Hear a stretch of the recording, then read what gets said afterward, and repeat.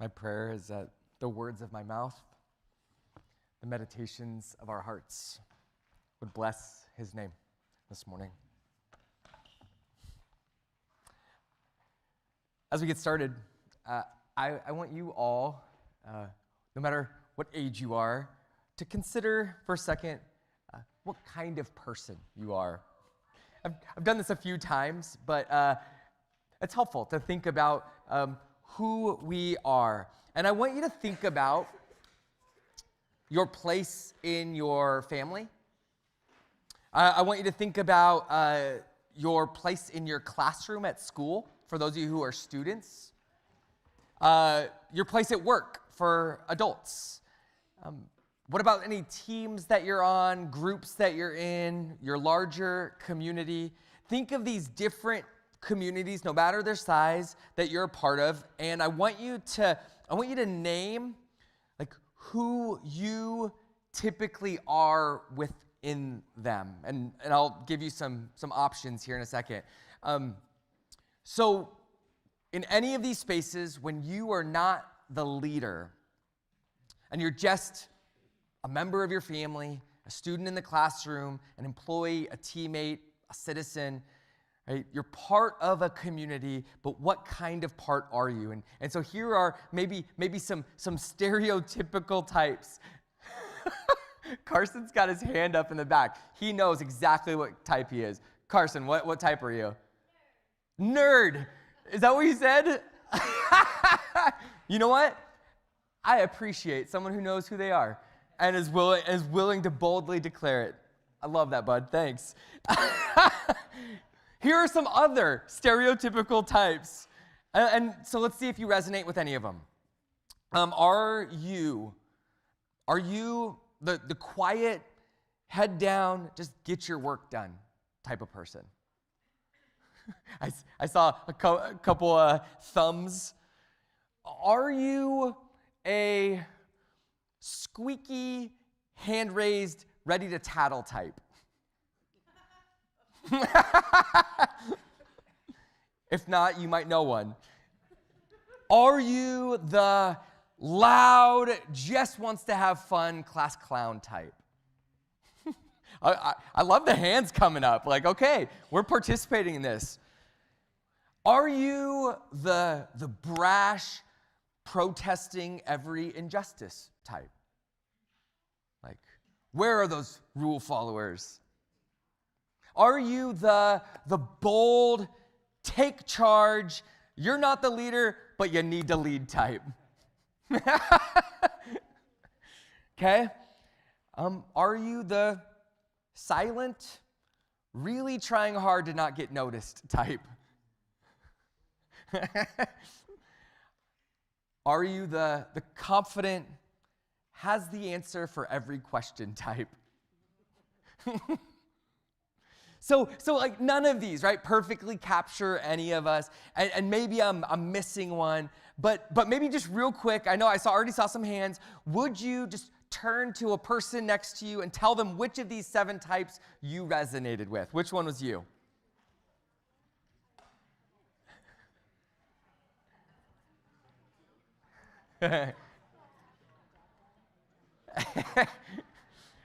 All right, bring it back. And if I missed any, let me know later. I want to know if I missed any. Right? So sometimes it can be helpful to think about how you show up in any group. To think about, like, why? Why do I show up in a group this way? Sometimes there's benefits to it, and sometimes there are costs to showing up in the way that you do. And like when I would show up in a classroom as a clown, it got me exactly what I wanted, which was lots of attention. Both positive and negative. Didn't matter. It was fun, and it made school interesting, but it also cost me. Nobody took me seriously, and I missed all kinds of opportunities to actually be present and to learn. When you reflect on how you show up in a group, it can help you see the other people in the group as well. And it can help you start to think about how others are showing up. And it can give you some helpful insights and sort of give you a sense of like what might be motivating others to show up in those ways and why others might do some of the things that they do. And I was thinking about this recently because I went to the Livermore School District's spelling bee. And I got to watch Johnny Brenneman in the spelling bee. Johnny had done so well at his school's spelling bee that he made it to the district final, which was awesome. A huge honor, and he did great. And it turned out, while I was there, I knew another kid that was competing, and this was a middle school kid, so somebody a year older than Johnny. And I've known this kid since he and Kate were in kindergarten together. And I also knew that this kid had won the entire spelling bee the year before. So consider these two spelling bee participants. One is the reigning champion. The other worked hard and earned his first spot in the finals. Both worked hard to get there and deserve to feel good about what they have accomplished.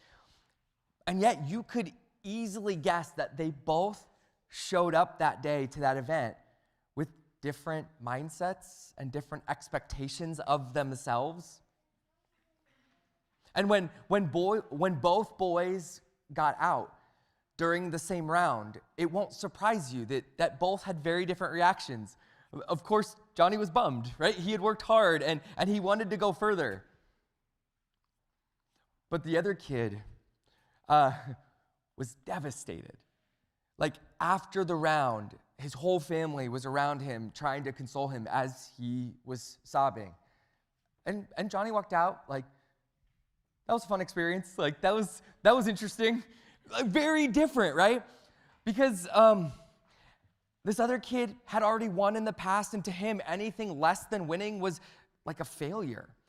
Whereas for Johnny, he could see what he had accomplished, and that enough was impressive, and he could enjoy that. So the way that these two boys showed up at this spelling bee impacted then how they experienced the event. Our passage this morning has Paul talking about two different groups of people, Jews and Gentiles. And we're confronted with these two groups and their experiences, their different experiences of Paul's message. Right? Both groups hear the good news about Jesus and the kingdom of God. But both groups experience this message in radically different ways. And so both groups respond to this message in radically different ways. And this morning, I want to explore some of the why, right? Like, why do they receive or not receive this message in the ways that they do? And I want us to consider what their why might speak to us this morning as we consider the ways in which we are ready to receive or maybe are rejecting this message about Jesus. Specifically, I want us to consider whether we are truly open to Jesus being the King of our lives, which means all that comes with aligning our lives with Him and serving His kingdom. And so, are we ready to listen and live? Or do we sense in our spirits and our hearts a stubbornness and maybe a contentment to just continue as we are, even in those places that are misaligned with Jesus and His purposes? So let's jump into our passage. where our story revolves around Paul coming to Rome.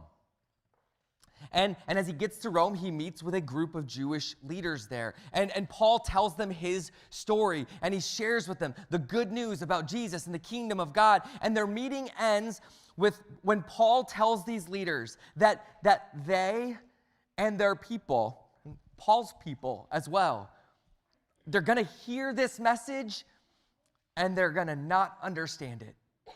They are going to see it and they are not going to perceive it. And Paul goes on and he quotes the prophet Isaiah. And he says that their hearts have grown dull, their ears can barely hear, that they have closed their eyes to the things that God is at work doing and has done through Jesus. And Paul says, listen, if they could see, if they could just hear, they would understand with their heart and they would turn and God would heal them. But it isn't so. And Paul tells the Jewish leaders that this message of salvation is now going to the Gentiles as well. And Paul says, unlike the Jews, the Gentiles will listen. So, quick question. Who likes being told that they're wrong? Really? Okay, I see a couple hands. You are better people than me. The other day, a guy walks into my office and asks for some help. And after we talk through what he needs, he asks if I wanted his help. Which made me curious. He asked if I wanted him to come and share with our church sometime about how we can know for sure from the Bible that the earth is flat. I wasn't ready for that. Two things happened to me simultaneously. First, I thought to myself, should I take the time to correct him? And just as quickly as I asked that question, I thought, nope, not worth it. This guy would not listen to me anyway. Pretty confident of that. But like I said, two things happened. I decided not to correct him, and I also felt offended. Like, who the heck is this guy to come in asking for help and then to tell me I'm wrong about something that to tell me that I'm wrong about something and that we are all wrong about something and he needs to come in and correct us? Like, the arrogance, right? So the moral of the story is I don't like to be told that I'm wrong. I noticed that in that moment. I'd never noticed it before. Wow. I hope I was gracious with him. I told him, I think we're doing okay, but thanks for the offer. That was literally what I said. He wanted to get, and I hope my face reflected what felt like the kindness of my words. There is an interesting parallel between this experience and the conversation that Paul and the Jewish leaders are having. I mean, my guest was offering to help me completely reorient how I understand the world to work. And if I had tried to correct him, I would be doing the exact same thing. Either one of us would be telling the other, you see the world incompletely, and let me help reorient all of it for you. I mean, this is exactly what Paul's offered to the Jewish leaders, right? He is trying to help them completely reimagine the way that the world works and what that might mean for their lives. I mean, think about me and my visitor, right? We both believe in God. We both believe that God is the creator of the heavens and the earth. We both believe that we live on this place called earth. We trust the Bible, both of us. But from there, right, we diverge in these very different ways. The earths that we both imagine are fundamentally different shapes, which means that we imagine reality constructed in these very different ways that might seriously change the way that we interact with our worlds. I'm struck by the fact that Paul and the Jewish leaders that he is meeting with, they share faith in the same God. Right? They both believe that the God of Israel is the one true God. And that this God is God not just of Israel, but of all people and all nations. Paul and these Jewish leaders believe this.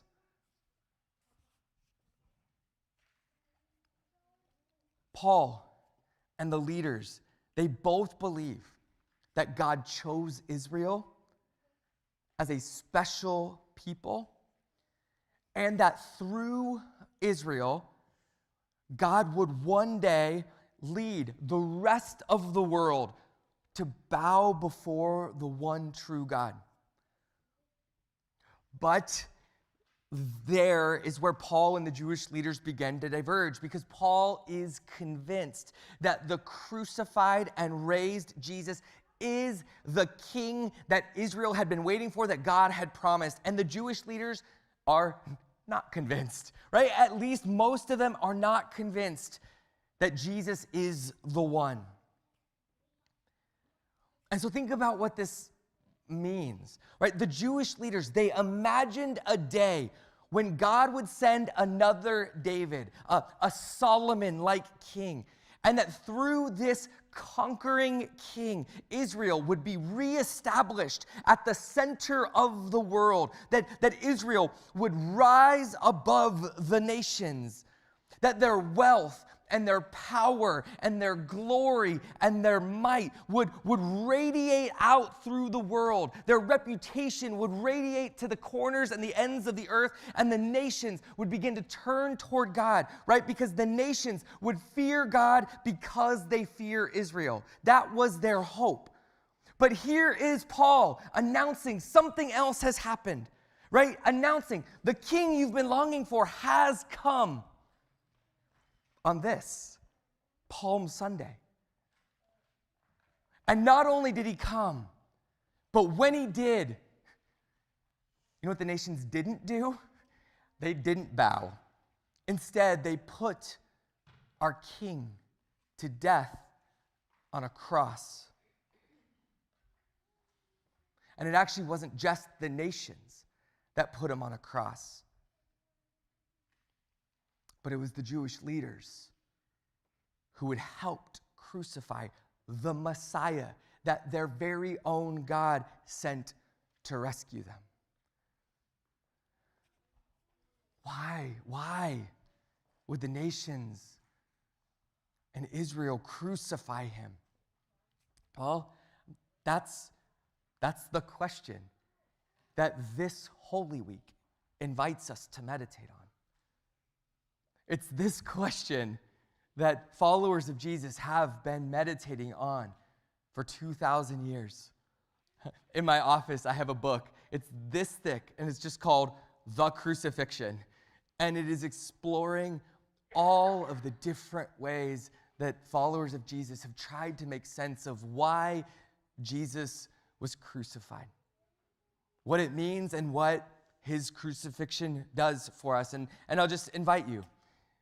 Each morning this week, just like every year during Holy Week, 7 a.m. on Zoom, we'll spend a little bit of time praying together and reflecting.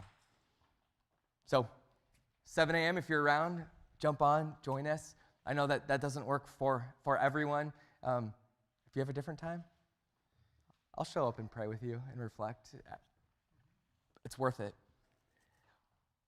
But this question of why is the question of this week, and so I'll set it aside and instead just sort of accept that it is.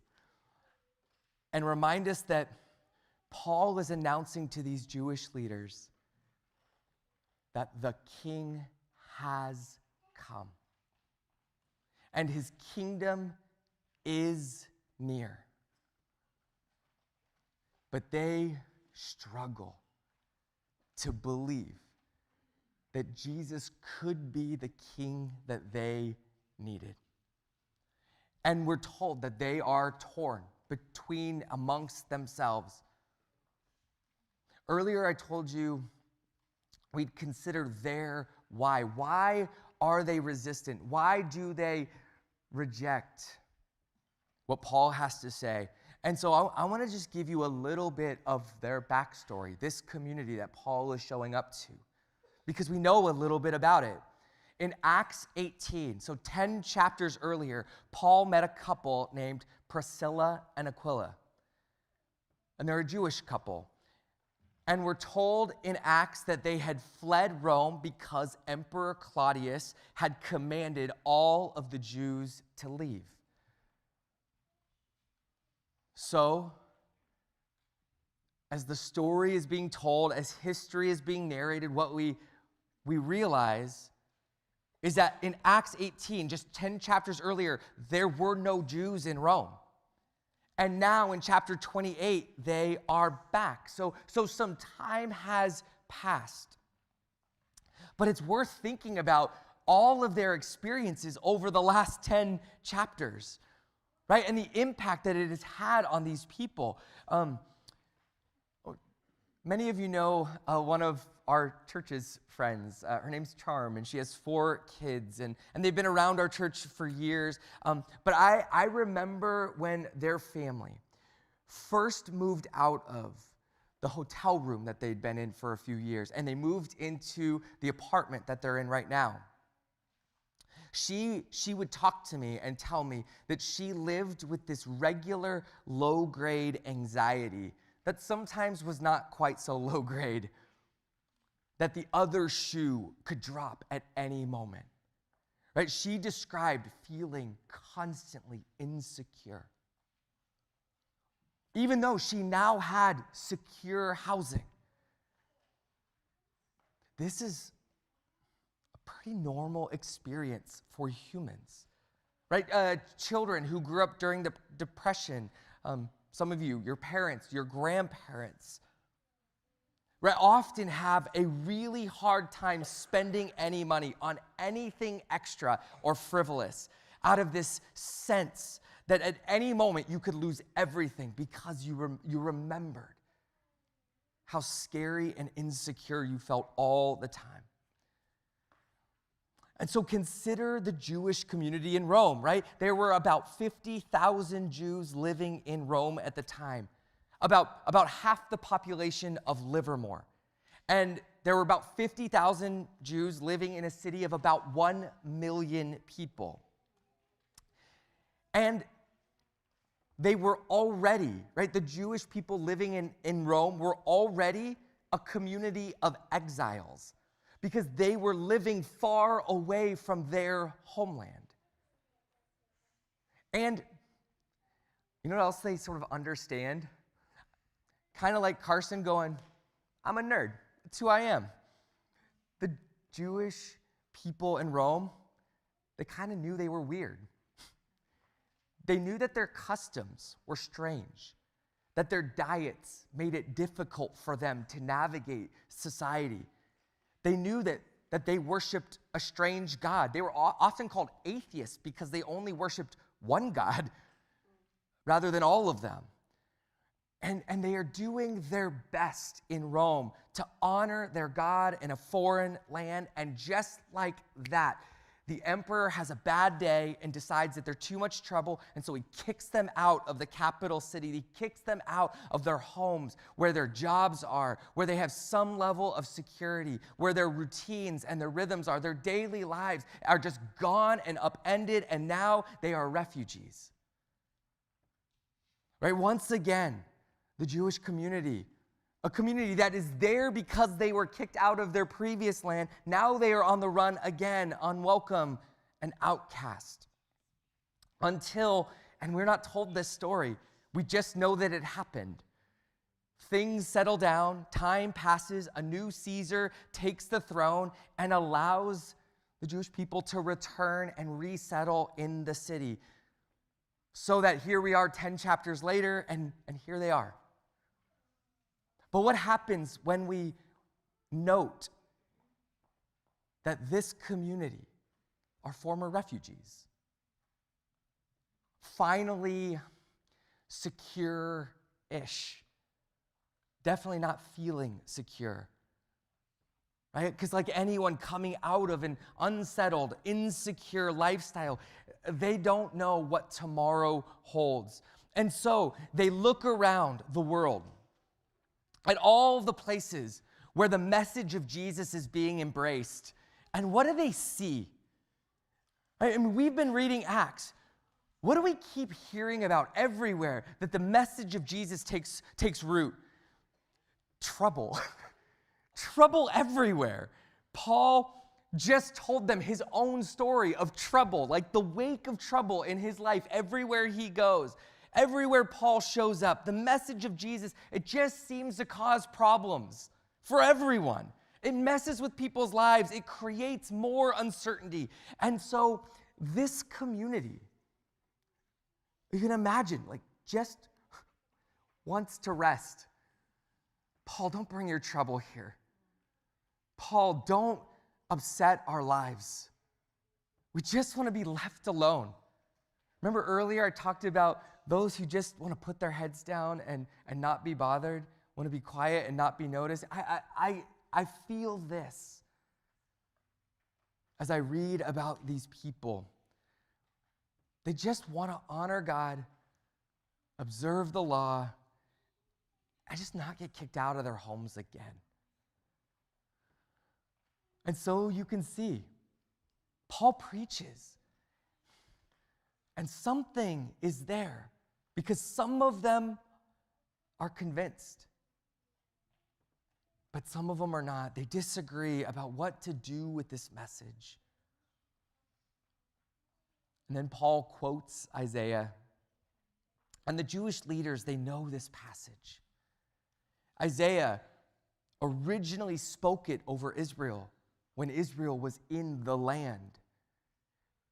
And he spoke it to announce that God would one day send his people into exile. And so Paul is now quoting it to people in exile. Because that's exactly what happened. And now Paul uses this same passage to warn the people again that they are facing the same situation, that they have a desire for comfort that is keeping them from following Christ. That their desire for comfort, as much as we might empathize with it and get it, is actually going to result in them losing everything. And you can hear in Paul's message a promise. If you would turn to Christ, if you would begin to follow Christ, he will heal you in ways you don't even realize you need, but in all of the ways that lead to life. Their why makes sense to me, not because I've ever been a refugee, but because I live in a place where we really value our comfort. The comfort that we have in the suburban San Francisco East Bay. It's pretty nice. We would hate to lose it. But I hear in our passage this morning, I hear in Paul a question. What will we lose if we cling to our comfort? And what might be healed in us if we would turn once again to Christ? Maybe we would be healed in part of our reliance on our comfort. and maybe there's more.